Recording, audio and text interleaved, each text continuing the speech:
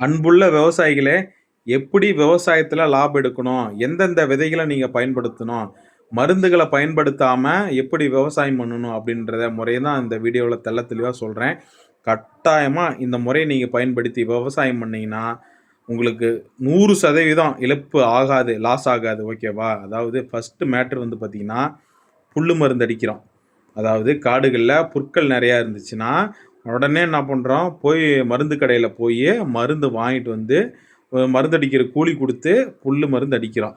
அதாவது காச குடுத்து, விலை குடுத்து வாங்கி, நீங்க வந்து மண்ண மலட்டுத்தன்மை ஆக்குறீங்க. அதாவது புல்லுல அடிக்கிற மருந்து நிலத்திலயும் போய் நஞ்சு அந்த நிலத்தில மருந்தோட நஞ்சு நிலத்திலயும் படிஞ்சிரும். அந்த மருந்து கிட்டத்தட்ட மாத கணக்குல அப்படியே தான் ஸ்டாண்ட் பையா இருக்கும். ஓகேங்களா? நீங்க அதன் பிறகு புல்லு மருந்து அடிச்சு புல்லு காய்ஞ்சதுக்கப்புறம் விவசாயம் பண்ணீங்கன்னா, அதாவது பயிரிட்டீங்கன்னா, அந்த பயிர் வந்து முழுமையா வளர்ச்சி அடையாது. ஏன்னா, அந்த நிலத்தில விஷத்தன்மை இருக்கு.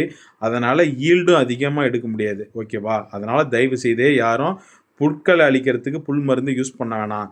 அதற்கு வந்து இன்னொரு சிறப்பான வழி இருக்கு. உரமும் சேர்ந்த வழி இருக்கு. அது என்னன்னு நான் சொல்றேன். அதாவது உங்களுடைய காடுகள்ல புற்கள் அதிகமா இருந்தா, ஆடு, மாடுகள் இருந்தா, காட்டுல அடிச்சு கட்டி மேய்ங்க. அப்படி இல்லைன்னா கூட ஆடு, மாடு இல்லைன்னா பக்கத்துல யாராவது வச்சிருப்பாங்க. அவங்ககிட்ட சொல்லி ஆடு, மாடுகள அடிச்சு கட்டி மேய்ங்க. அப்படி மேய்க்கும்போது புல்லும் அறுவடை ஆயிரும். அப்புறம் அந்த ஆடு, மாடுகள் வந்து சாணங்கள் வந்து சாணிலாம் இருக்கு பார்த்தீங்களா? கழிவுகள் அதெல்லாம் வந்து விவசாயத்து நிலத்துல உழுந்துச்சுன்னா, அதுவும் ஒரு உரமா மாகிரும். ஓகேவா? மண்ல சத்து ஏறிரும் ஆட்டோமேட்டிக்கா.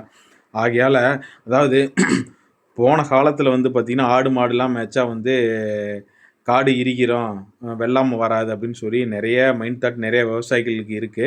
அதாவது அந்த காலகட்டத்தில தான் அது இருந்தது. ஏன்னு கேட்டீங்கன்னா, அந்த காலகட்டத்தில மாடு கட்டி ஏர் உழுதாங்க. அதான் மாடு கட்டி கையில அழுத்தி புடிச்சு ஏர் உழுதாங்க. மண்ணு இறுகி இருந்ததுன்னா வந்து உழவு வந்து சரியா வராது. அதனால மாடு கட்ட வேணான்னு அந்த காலகட்டத்தில சொன்னாங்க. அதுவும் இந்த காலகட்டத்திலயும் அத தான் சொல்லிட்டு இருக்காங்க. விவசாய நிலத்தில வந்து மாடு கட்ட வேணாம், மண் இறுகிரும் அப்படின்னு சொல்றாங்க. தயவு செய்து அத போன்ற தவற யாரும் செஞ்சிறாதீங்க. அதாவது இப்ப இருக்கிற காலகட்டத்தில டிராக்டர்ல ரொட்டவேட்டர், 5 கலப்பை, ஆம கலப்பைன்னு மிஷின் வந்துருச்சு. நீங்க மண்ண வந்து அப்படி பவுடர் பஞ்சு மாரி ஆக்கி குடுக்குறாங்க. அதனால நீங்க மாட்ட கட்டி புல்ல வந்து மேய்ச்சீங்கன்னா, புல்லும் அறுவடை ஆயிரும். உங்களுக்கு உண்டான அந்த நிலத்துக்கு உண்டான வந்து சாணங்கள்ல வந்து உரமாவும் கிடைக்கும். 2 இன் 1 ஓகேவா? அதனால அந்த செயல செஞ்சுக்கங்க. இன்னொன்னு என்னன்னு பார்த்தீங்கன்னா, பயிரிடுறீங்கல்ல, பயிரிடுறதுக்கு முன்னாடி அந்த கோடை காலத்தில, வெயில் காலத்தில என்ன பண்றீங்க, நிலத்த நல்லா 5 கலப்ப, ஆம கலப்ப போட்டு நல்லா 5 கலப்ப போட்டு நல்லா ஓட்டி விட்டுருங்க. வெயில்ல நல்லா மண்ணு பொறு பொறுன்னு வரணும். பொறு பொறுன்னு வந்தாவே வெயில் காலத்தில ம க உழவு ஓட்டி விட்டாவே, மண்ணுல இருக்கக்கூடிய அந்த பூச்சிகள்லாம் இருக்கும்ல, தாவர பூச்சிகள், பயிர் பூச்சிகள்லாம், அந்தோட விதைகள், முட்டைகள்லாம் வந்து பார்த்தீங்கன்னா இறந்துரும். அதாவது ஒரு விவசாயம் பண்ணும்போது, அடுத்து விவசாயம் பண்ணும்போது, அதில நோய் தாக்குதல் இருக்காது. ஓகேவா? குறையும். பெர்சன்டேஜ் குறையும். ஆகையால வந்து மண்ண நல்லா ஓட்டி விட்டு வெயில் காலத்தில காய விட்டுருங்க.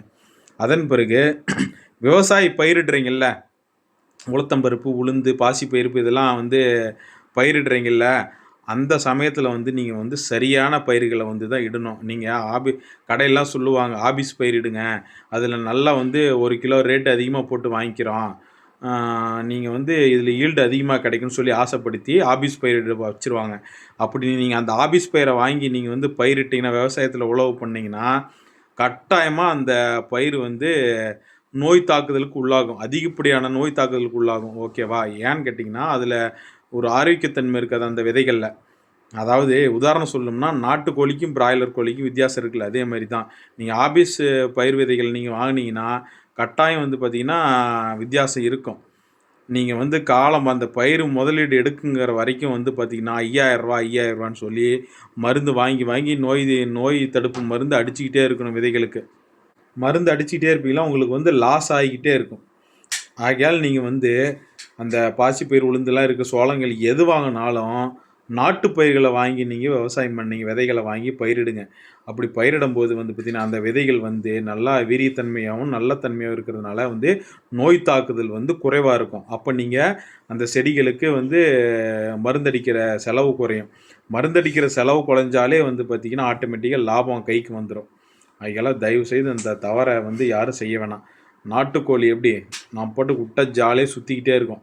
எந்த ஒரு வைத்தியமே பார்க்க தேவையில்ல. அதே பிராய்லர் கோழி என்ன பண்ணும்னா, வாரத்துக்கு ஒரு முறை வந்து பார்த்தீங்கன்னா, ஊசி போட்டுக்கிட்டே இருக்கணும். நோய் தாக்காம இருக்கிறதுக்கு. அதே மாரி தான் விதை பயிர்கள்லேயும் நாட்டு பயிர்கள் வந்து திடமாகவும் தரமாகவும் இருக்கும். ஆஃபீஸ் பயிர்கள்லாம் வந்து பார்த்தீங்கன்னா, பிராய்லர் கோழி மாரி சத்து இல்லாத இருக்கும். நீங்க அத வந்து பயிரிட்டீங்கன்னா, ஆட்டோமேட்டிக்கா நோய் தாக்குதலுக்குள்ளாகி மருந்து வாங்கி அடிச்சுக்கிட்டே இருக்கணும். இதெல்லாம் வந்து ஒரு கார்ப்பரேட் நிறுவனத்தோட ஒரு மாஸ்டர் மைண்டு. அந்த பயிர நீங்க வந்து வாங்கி இடணும்.